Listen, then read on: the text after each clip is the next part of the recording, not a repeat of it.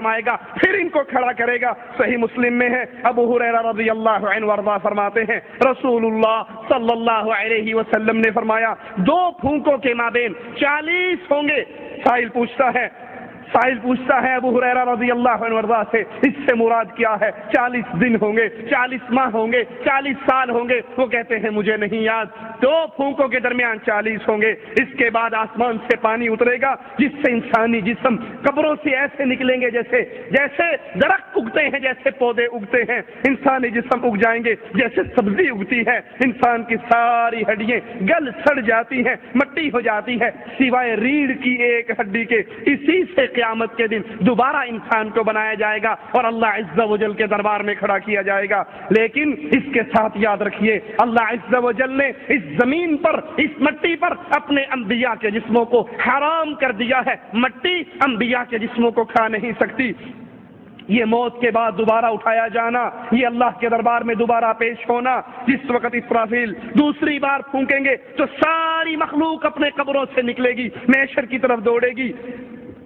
جن کا خیال یہ تھا، جو آپ بھی سنتے ہو، کانوں میں اب بھی پڑتا ہے، اے جہاں میٹھا اگلا جہاں کہہ ڈٹھا، جب بھی ان کو نماز کی طرف بلایا جائے، دین کی طرف بلایا جائے، قرآن کی طرف بلایا جائے، اللہ کی توحید کی طرف بلایا جائے، وہ جواب میں کہتے ہیں مولویوں کا تو کام ہی ڈرانا ہوتا ہے، مولویوں کا تو کام ہی یہ ہے، کبھی قیامت سے ڈراتے ہیں، کبھی عذاب قبر سے ڈراتے ہیں۔ اے جہاں میٹھا اگلا جہاں کہہ ڈٹھا، یہ جہاں بڑا مزیدار ہے، یہ زندگی بڑی بارونق ہے، میرے گھر کے اندر اے سی ہے، میرے گھر کے اندر تلاجہ ہے، میرے گھر کے اندر ڈش اینٹینا ہے، میرے گھر کے اندر ٹیلی ویژن ہے جس پہ ناچنے والی ناچتی ہے، گانے والی گاتی ہے، میری زندگی اس طرح رنگینیوں میں ڈوبی ہوئی ہے، بہترین گاڑی ہے، بیوی بچے ہیں، آل اولاد ہے، کار کوٹھی ہے، میں اسی زندگی کے اندر بڑا مزے سے گزر رہا ہوں۔ یہ زندگی کبھی ختم نہیں ہونے والی، اس زندگی کا اختتام نہیں ہوگا۔ یہ قیامت کے منکر جو زبان سے منکر نہیں ہے، اپنے کردار سے منکر ہے، اپنے عمل سے منکر ہے، قیامت کو زبانی کلامی طور پہ مانتے بھی ہیں لیکن اپنی زندگی کو اس کی تیاری کے لیے نہیں گزارتے، نہیں سمجھتے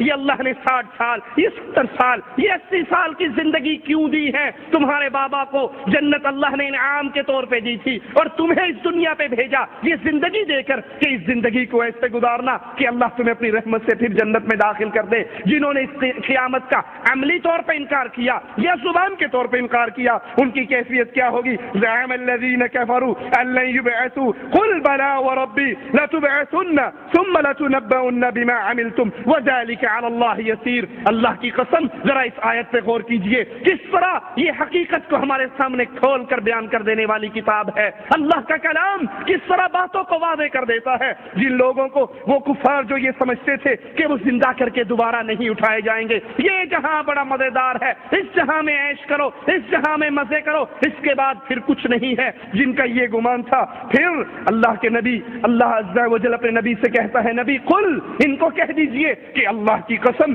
تمہیں ضرور دوبارہ اٹھایا جائے گا، پھر تمہارے اعمال کو تمہارے سامنے پیش کیا جائے گا، ان کی تمہیں خبر دی جائے گی، اور اللہ پر یہ بڑی آسان ہے۔ یاد کر لیجئے آپ اور میں زندگی گزار رہے ہیں، زندگی میں جو کچھ بھی کر رہے ہیں، اچھے اعمال ہیں یا برے اعمال، اللہ کی رضامندی کے اعمال ہیں یا اللہ کی غضبناکی کو پکارنے کے اعمال ہیں، یہ اعمال ریکارڈ ہو رہے ہیں۔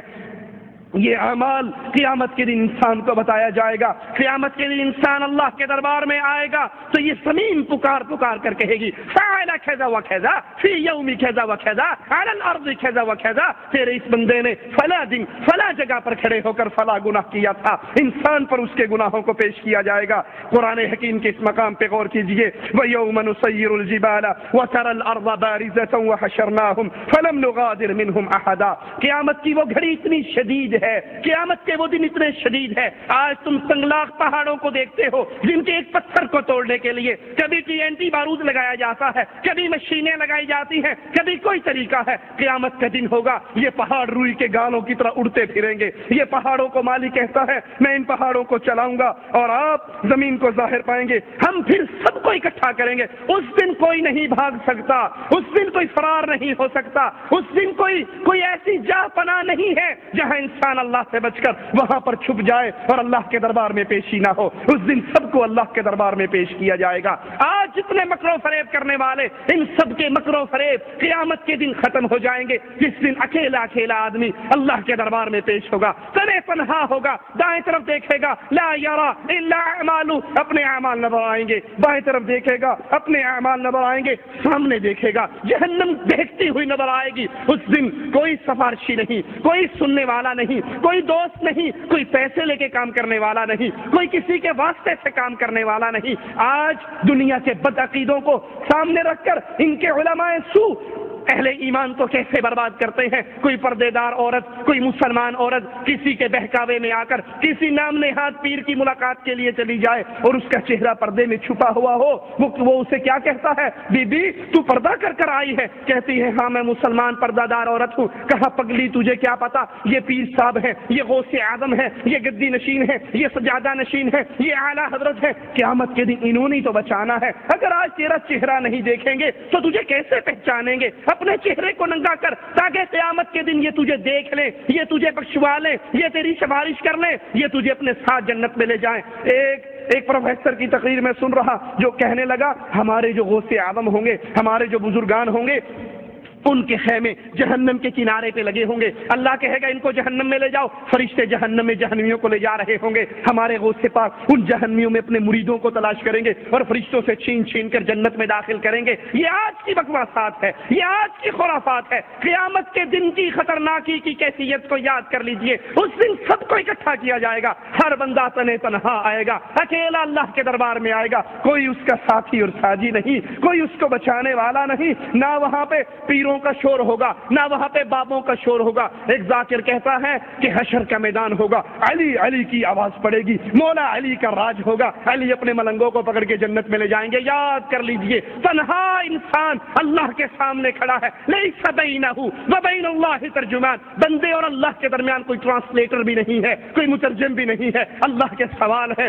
بندے کے جواب ہے۔ اس لیے آج اس اللہ سے دوستی لگائیے، آج اپنے تعلق کو اللہ کے ساتھ برقرار کیجیے، اپنی زندگی کو سیٹ کیجئے۔ میں زندگی کے 24 گھنٹوں میں سے کتنے گھنٹے اس مستقبل کے لیے نکال رہا ہوں اور کتنے گھنٹے اس 60 سالہ زندگی کے لیے نکال رہا ہوں۔ یاد کر لیجئے آج میں اور آپ جو کر رہے ہیں اللہ کے علم میں ہے، اللہ کے پاس موجود ہے، قیامت کے دن ہمارے سامنے رکھا جائے گا۔ قرآن حکیم کی آیات پہ غور کیجئے، وَلَا تَحْسَبَنَّ اللَّهَ غَافِلًا عَمَّا يَعْمَلُ الظَّالِمُونَ، کیا تم یہ گمان کرتے ہو، یہ گمان نہ کرو اللہ کو غافل نہ جانو، ظالم جو کر رہے ہیں، قبروں پہ سجدے ہو رہے ہیں، قبروں پہ نظریں دی جا رہی ہیں، قبروں پہ جانور ذبح ہو رہے ہیں، مردوں کو داسا، غوث اعظم، مشکل کشا، حاجت روا، غریب نواز، بندہ پرور کہہ کر پکارا جا رہا ہے۔ یاد کر لو مالک کا آوازہ ہے، وَلَا تَحْسَبَنَّ اللَّهَ غَافِلًا عَمَّا يَعْمَلُ الظَّالِمُونَ، ظالم جو کر رہے ہیں اللہ کو ان کے اعمال سے غافل نہ جانیے۔ یہ مشرکین جو بھی کرتے ہیں، یہ غیر اللہ کو جتنا بھی پوجتے ہیں، یہ غیر اللہ کو جتنا بھی پکارتے ہیں، اللہ کے علم میں ہے۔ ہم ان کو ڈھیل کیوں دیتے ہیں؟ انما یؤخرہم،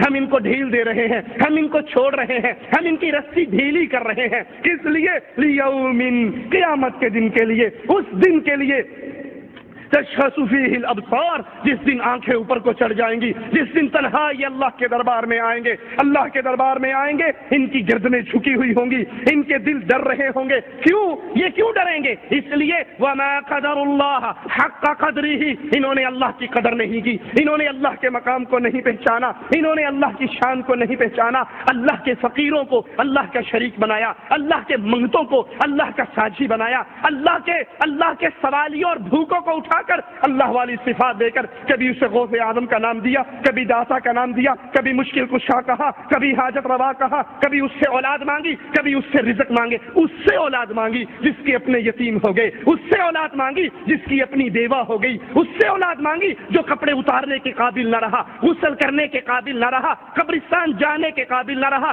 جس کے جسم کو قبر کے اندر دبا دیا گیا، جو زمین میں مدفون ہو گیا، اس کو اللہ کی صفات دی، اس اللہ کی شان نہیں پہچانی۔ پہچانی، اس اللہ کے مقام کو نہیں پہچانا، اس اللہ کی شان کو جس اللہ کی قوتوں کا قدرتوں کا عالم کیا ہے۔ قرآن بیان کرتا ہے والارض جميعا قبضته يوم القيامة والسماوات مطويات بيمينه سبحانه وتعالى عما يشركون۔ وہ اللہ عز وجل اس کی قدرتیں ایسی ہیں، زمین اللہ کے ہاتھ پہ لپٹی ہوئی ہوگی، آسمان سارے کے سارے آسمان اللہ کے دائیں ہاتھ پہ لپٹے ہوں گے، اور اللہ سبحانہ وہ پاک ہے، تم غیر اللہ کو سجدہ